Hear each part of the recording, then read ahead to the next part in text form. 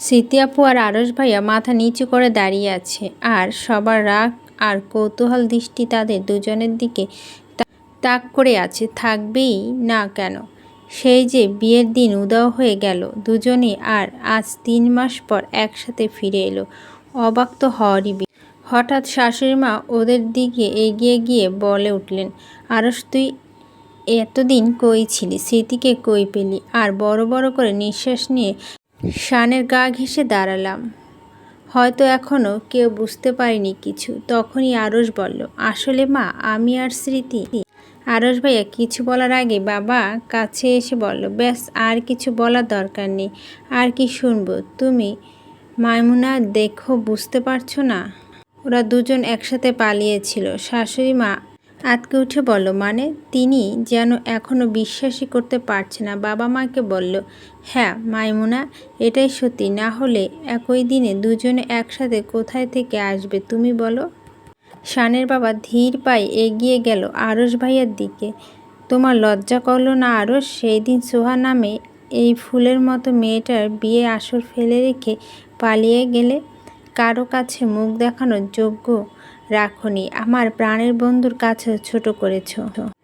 তোমার যদি সোহাকে পছন্দ নাই হবে তাহলে বিয়ের আগে কেন বলেনি? আমাদের কেন এই নাটকটা করলে তোমরা দুজন মিলে? আরশ আর স্মৃতি একে অপরের দিকে চাওয়াচাই করছে, যেন ওরা জানেই না এখন কি হচ্ছে। হঠাৎ আপু চিৎকার করে বলে উঠল, এসব কি বলছেন আপনারা সবাই? আমরা দুজনে কেন পালাবো? আরশ ভাইয়া বলল, হ্যাঁ বাবা, আমরা পালাবো কেন? আমাদের মধ্যে থুরি না পালানোর মতো কোনো সম্পর্ক আছে? তোমরা কেন এভাবে হা হুতাশ করছো? ওদের কথা শুনে শ্বশুর মশাই অবাক হয়ে বলল, তাহলে তোমরা দুজনে একসাথে কোথায় গায়েব হয়ে গেছিলে সেই দিন বিয়ের আসর থেকে? আর এখনই বা কোথা থেকে আসলে? আরও শেষে বলল, আমি তো ট্যুরে গিয়েছিলাম। তুমি জানো না বাবা, আমার ঘুরতে কত ভালো লাগে, তাই শান ভাইয়ার টাকা দিতেই আমি ট্যুরে চলে গেলাম। এদের দুজনের কথা শুনে আমার মাথা যেন আসমান ভেঙে পড়ল। মানে, কোন ট্যুরে গেছিলে? আর কি বলে এদের মধ্যে কোনো সম্পর্ক ছিল না মানে? আমার মাথা গোল গোল ঘুরতে লাগলো। ওদের কথাগুলো আমার মাথার উপর দিয়ে যাচ্ছে। কালকে পর্যন্ত যখন ওদের সাথে কথা বলছিলাম, এরা টেনশনে মরে যাচ্ছিল। কেউ মেনে না নিলে এদের একে অপরকে ছেড়ে থাকতে পারবে না বলে মরে যাবে বলছিল। আর আজ এমনভাবে কথা বলছে যেন দুজন দুজনাকে চেনেই না। না, আমার ছোট্ট মাথাটা আর এর চাপ নিতে পারছে না। আমি শানের দিকে তাকে ইশারায় বললাম, এসব কি হচ্ছে? শান আমার কথা শুনে শুধু হাসলো, কিন্তু কোনো কথা বলল না। তবে ইশারায় বলল সামনে তাকাতে। আমি পুরা বেকুবের মতো একবার সামনে তাকাচ্ছি, একবার শানের দিকে। এবার সবাই মিলে কি কারসাজি করছে সেটা তো মাথায় আসছে না। তখনই ভূমিকা আপুর কথা শুনে আমি ওদের কথায় মনোযোগ দিলাম। ভূমিকা আপু কিছুটা টোন কেটে বলল, যা স্মৃতি, তুইও বুঝি ট্যুরে গিয়েছিলি?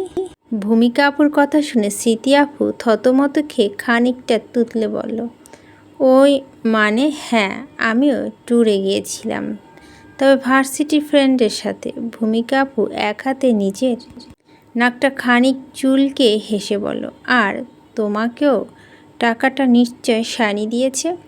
স্মৃতি আপু জোরে জোরে মাথা ঝাঁকিয়ে বলল, শান ভাইয়া। ওদের কথা শুনে এবার সবাই টনক নড়ল, আর আমার মাথায় স্ক্রুপ নড়ে উঠল। আপাতত আমার দেখা ছাড়া আর কিচ্ছু করার নেই, তাই দাঁড়িয়ে দাঁড়িয়ে দর্শকের ভূমিকা পালন করছিলাম। এতক্ষণে আমার বাবা চুপ থাকলো। এইবার উনি এগিয়ে এসে বললেন, তোমার কি আমাদের সাথে মজা করছো? বিয়ের দিনে রাতে তোমরা দুজনে পালিয়ে গেলে, আর এখন এসে বলছো শান তোমাদের টাকা দিল যাতে ঘুরতে যেতে পারো। তোমরা কি ভাবছো একটা কথা বললেই আমরা বিশ্বাস করে নিব? শান তোমাদের মতো কাণ্ডজ্ঞানহীন নয় যে বিয়ের আসর থেকে তোমাদের দুজনকে ঘুরতে পাঠাবে। তোমরা কি ছোট নাকি? কি করে এমন একটা জঘন্য কাজ করতে পারো? আপু একটু ভয় পেয়ে গেল। আপুকে সামলাতে আরশ ভাইয়া আমার বাবার কাছে এসে বলল, আরে আঙ্কেল, গল্পটা মেন স্টোরি তো আপনারা জানেনই না কেউ। এখনও তো আসল ঘটনা বলা বাকি আছে। বাড়ির সবাই একসাথে বলে উঠল, আসল ঘটনা মানে? আরশ ভাইয়া একটা দীর্ঘশ্বাস ফেলে বলল, শুনুন তাহলে সেই দুঃখের ঘটনা। আমার বিয়ে ঠিক হলো, আমি তো অনেক খুশি হলাম। অ্যাটলিস্ট এই ২৬ বছরে এসে আমার বিয়ে ফুল ফুটলো। বিয়ের জন্য সব প্ল্যান প্রোগ্রাম করে ফেললাম, বন্ধুদের বলা হয়ে গেছে, নিজের পছন্দ করে শেরওয়ানি কিনলাম, নিজের বিয়েতে নিজেই নাচানাচি করলাম খুশিতে। কিন্তু কে জানতো আমার সেই খুশি বেশিক্ষণ টিকবে না। সবাই গোল গোল অবাক চোখ তাকিয়ে বলল, টিকবে না কেন? আরশ ভাইয়া কান্না ভঙ্গিতে বলল, সেটা তো দুঃখের কথা। বিয়ের দিন সকালে শান ভাইয়া আমার রুমে আসলো। ভাইয়াকে দেখে আমি একটু অবাক হলাম যে সকাল সকাল আমার রুমে কি? ভাইয়া কি বিয়েতে খুশিতে ঘুম আসছে না? তখন ভাইয়া এসে বলল, আরশ প্লিজ তুই এই বিয়েটা করিস না। ভাইয়ার কথা শুনে আমার খুশিতে এক জগ ঠান্ডা ঠান্ডা পানি পড়ে গেল এই শীতের দিনে। আমি মুখ গোমরা করে বললাম, কেন? ভাইয়া বলল, দেখ আরশ, আমি সোহাকে অনেক ভালোবাসি। সোহাকে ছাড়া আমি বাঁচব না। তাই আমি চাই না তুই সোহাকে বিয়ে করিস। তাই তুই বিয়ের দিন রাতে পালিয়ে যা। কিন্তু আমি যাব কোথায়? আর সবাই কি বলবে? ভাইয়া আমার হাতে ক্রেডিট কার্ডটা দিয়ে বলল, যেখানে খুশি সেখানে যা, এটা নিয়ে আর বাকি সব আমি সামলে নেব। তারপর আমিও চলে গেলাম ওই দিনের ট্যুরে। এইবার আমার শ্বশুরমশাই বলল, আর স্মৃতি কেন পালালো? স্মৃতি আপু মন খারাপ করে বলল, কেন? আবার সোহার বিয়ের দিন এসে বলল, প্লিজ আপু তুমি বিয়েটা ভেঙে দাও, শানকে বিয়ে করো না। আমি বললাম, কেন? সোহা কান্না করে বলল, আমি শানকে ভালোবাসি, কিন্তু বাবার ভয়ে এটা বলতে পারছি না। এখন যদি আরশ ভাইয়ার সাথে আমার বিয়ে হয়, আমি কিন্তু সুইসাইড করব বলে দিলাম। ব্যাস, ছোটো বোনের মুখে এমন কথা শুনলাম আর ভালো থাকা যায়? আর ছোটো বোন যাকে ভালোবাসতো তাকে বা আমি কি করে বিয়ে করতাম? লজ্জা বলতে তো একটা কথা আছে। এখন যদি আমি বিয়ে ভাঙতে চাইতাম, তাই আমিও চলে গেলাম। আর আমার সব খরচের টাকা শান ভাইয়া দিল। এটা শোনা বাকি ছিল। এই কথা আমি কখন বলেছিলাম? আমি শানের কোনোই জোরে একটা চিমটি কেটে বললাম, ওরা এসব কি বলছে? মাথা খারাপ হয়ে গেছে নাকি? আমি স্মৃতি আপুকে এসব কথা কখন বললাম? আর ওরা ট্যুরে বা কবে গেল? শান হাত ঢলতে ঢলতে বল, উফ কি করছো তুমি? চামড়া তুলে ফেলবে তো। আমি দাঁতে দাঁত চেপে বললাম, বেশ করব, আগে কারণ বলুন আমাকে। শান আমার কানে ফিসফিস করে বলল, জাস্ট সি সুইট হার্ট, এখন অনেক কিছু দেখার বাকি আছে। কথাটা বলে উনি আমার সামনে তাকালেন। আর এতক্ষণে যে টেনশনে স্মৃতি আপুর জন্য করছিলাম, সেটা এখন নিজের জন্য হচ্ছে না। জানি বাবা মা আমাকে কি বলবে। আমি নিজে নখ খুঁটতে লাগলাম। তখনই দুই বাবা আমাদের সামনে এসে দাঁড়ালেন। আমি মাথা নিচু করে দাঁড়ালাম আর গম্ভীর দৃষ্টি তাকিয়ে আমার বুক কাঁপছে। তখনই তারা দুজনেই খিলখিলিয়ে হেসে দিল। এভাবেই হাসির শব্দ শুনে আমি দ্রুত মাথা তুলে তাকালাম। বাবা আমার মাথা হাত বুলিয়ে বলল, বাবাকে এত ভয় পাস কেন মা? আমার কি তোর পর? তুই যদি আমাকে আগেই বিষয়টা বলতি, আমি সামলে নিতাম। এত কিছু করার কারণ ছিল না। আমি মিনমিনিয়ে বললাম, সরি বাবা। তখন আমার শ্বশুরমশাই বলল, আরে সরি বলার কিছু নেই, আমার কিছু মনে করিনি। হ্যাঁ, আমরা রাগ করতাম যদি এটা তোদের বিয়ের আগে জানতে পারতাম, আমাদের ডিসিশনের বিরুদ্ধে যাওয়ার জন্য। কিন্তু বিয়ের পর আমরা বুঝছি, সেই দিন যদি বিয়েটা হতো তাহলে তোরা কখনোই সুখী হতি না। কারণ শান আর সোহার জুটি বেস্ট জুটি, সেটা আমরা এই কয়েক মাসে বুঝে গেছি। সোহার জন্য শানই পারফেক্ট, যে তাকে সবসময় সুখে রাখবে। আমি মাথা নিচু করে খানিকটা হাসলাম। বাহ, আমি যে ঘটনা নিয়ে এত ভয় পাচ্ছিলাম সেটা এত ইজিলি মিটে যাবে বুঝতে পারিনি তো। আজকে একসাথে সব খুশি ফিরে এসেছে। এই পরিবারে এতদিন যে অপূর্ণতা ছিল সেটা পূর্ণ হয়ে পেয়ে গেছে। নতুন বছর সব কিছু এত ভালো ভালো হবে, সব যে নতুন করে ফিরে পাবো সেটা ভাবতেই পারিনি। সবার মুখে হাসি দেখার ইচ্ছে আমারও খুব ভালো লাগছে। শুধু একটা কথা জানার জন্য মনটা আকুপাকু করছে, কিন্তু ওদের একজনও ভাগে পাচ্ছি না যে জিজ্ঞেস করব, কিন্তু জানতে না পারলেও শান্তি লাগছিল না। হঠাৎ দেখলাম শান উঠে চলে গেল রুমের দিকে। শানকে যেতে দেখে চুপি চুপি আমিও রুমে চলে গেলাম। রুমের ভিতরে ঢুকে ধুম করে আমি দরজা আটকে দিলাম। আমি দরজা আটকাতেই শান চমকে উঠে আমার দিকে তাকিয়ে বলল, কি করছো এসব? এভাবে দরজাটা আটকালে মানুষ কি বলবে? সবাই নিচে আছে, কিছু বলবে না, আগে আপনি বলুন এসব কি থেকে কি হচ্ছে?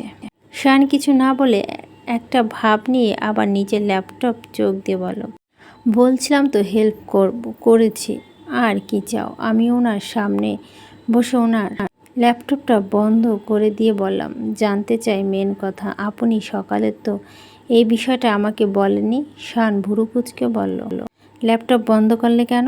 আগে আপনি বলুন। শান নিজের পায়ে পা তুলে বলল, অনেক প্ল্যান প্রোগ্রাম করে এই প্ল্যানটা করতে হয়েছে, আর তোমাকে বলিনি এটা সারপ্রাইজ দিব বলে। সারপ্রাইজ? দেখো, আজকে যদি সত্যিটা বলে দিতাম তাহলে যেই জিনিসটা এত সহজে মিটেছে সেটা কিন্তু এত সহজে মিটত না। সবাই ওদের উপর রাগ করে থাকতো, হয়তো ওদের বিয়েটাও আর কখনো মেনে নিত না।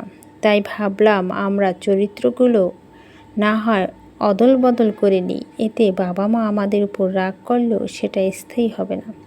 কারণ এতদিন তাদের হৃদয়ে তুমি আর আমি এইটুকু জায়গা তো বানিয়ে নিয়েছিলাম, আর তাদের একটা সেফটি ছিল, আমাদের বিয়েটা হয়ে গেছিল।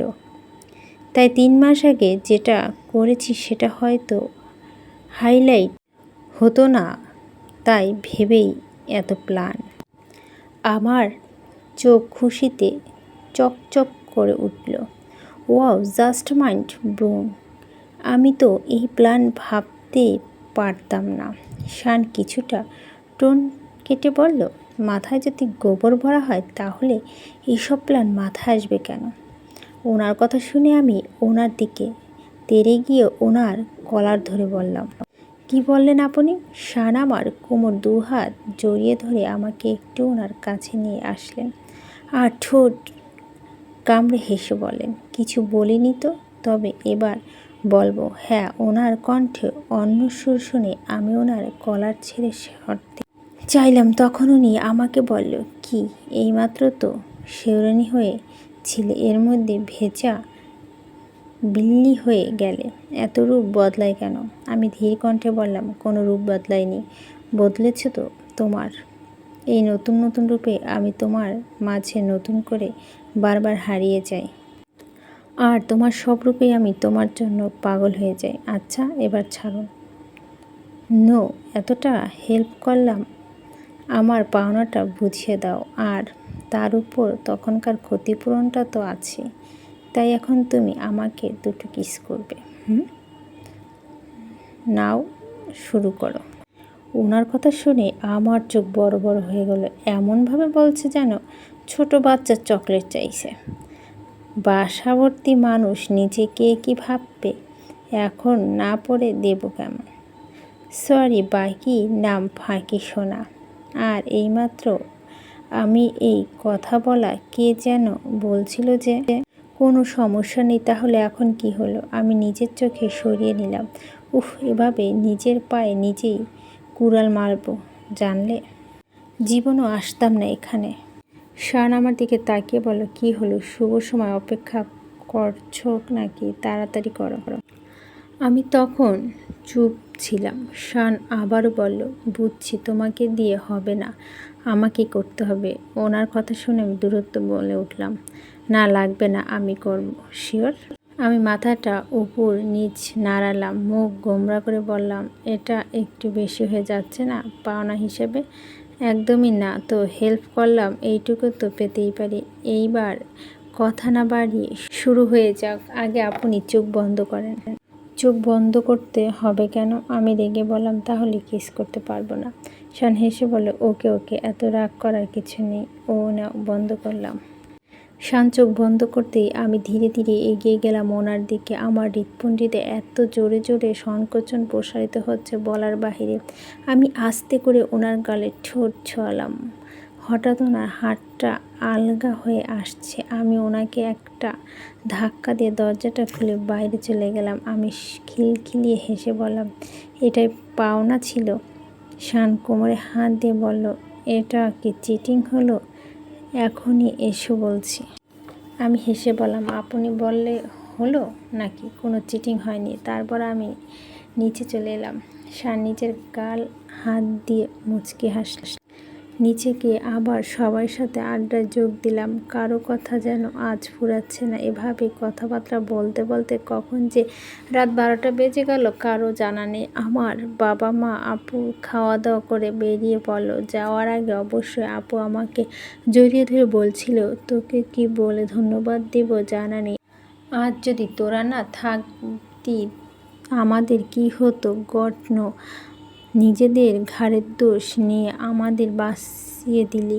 তুইও যেমন শান ভাইয়া তেমন সত্যি পারফেক্ট জুটি তোরা। সারা জীবন তোদের যেন এভাবে দেখি সেই প্রার্থনা করি।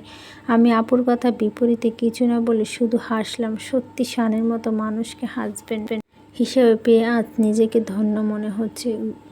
ঘুমে আমার কিছু ভালো লাগছে না। শুধু অপেক্ষা করছিলাম কখন গিয়ে বিছানায় শোবো। আমি এক জগ পানি নিয়ে রুমের দিকে যাচ্ছিলাম তখন ভূমিকা আপু এসে আমার হাত ধরে আড়ালে নিয়ে গেল। হঠাৎ এমন হওয়া আমি ভয় পেয়ে গেলাম। বললাম, কি হয়েছে? এমন করছো কেন? কিছু হয়নি, আমি শুধু একটা কথা জানার জন্য তোমাকে এখানে এনেছি। আমি অবাক হয়ে বললাম, কি কথা? ভূমিকা আপু সরু চোখে তাকিয়ে বলল, স্মৃতি আর আরশের কথাগুলো মিথ্যা তাই না? তোমরা ওদের বাঁচিয়েছ। ওরা দুজনে বিয়ের আসর থেকে একসাথে পালিয়েছিল। ভূমিকা আপুর কথা ভয় পেয়ে গেলাম। কি বলো? উনি যদি এসব বাবা মাকে বলে দেয়? ভূমিকা আপু বলল, কি হলো বলো না তো? কে বলছে তোমায়? দেখো, মিথ্যে বলবে না, আমি কিন্তু বুঝছি। আর কোনো উপায় না পেয়ে বললাম, প্লিজ আপু, এ কথা যেন বাবা মা না জানে। ভূমিকা আপু হেসে বলল, পাগলি, কেন বলবো? আমি তো জাস্ট বিষয়টা শিওর হওয়ার জন্য তোমাকে জিজ্ঞেস করেছি। বর কিছুই না, এইবার রুমে যাও। ভূমিকা আপু যেতেই আমি একটা স্বস্তির নিঃশ্বাস নিলাম। তারপর রুমে চলে গেলাম। রুমে গিয়ে দেখলাম রুমে শান নেই, হয়তো ওয়াশরুমে। আমি গিয়ে চিটপটাং হয়ে কোনো রকম চাদরটা গায়ে দিয়ে শোয়া মাত্রই ঘুম। হঠাৎ চাদরে কারো জোরে টান পড়তে আমি ভয়ে ঘুম থেকে উঠে গেলাম আর রেগে তাকিয়ে থাকলাম মানুষটার দিকে। ইচ্ছে করছে লবণ মরিচ ছাড়া কাঁচা চিবিয়ে খাই।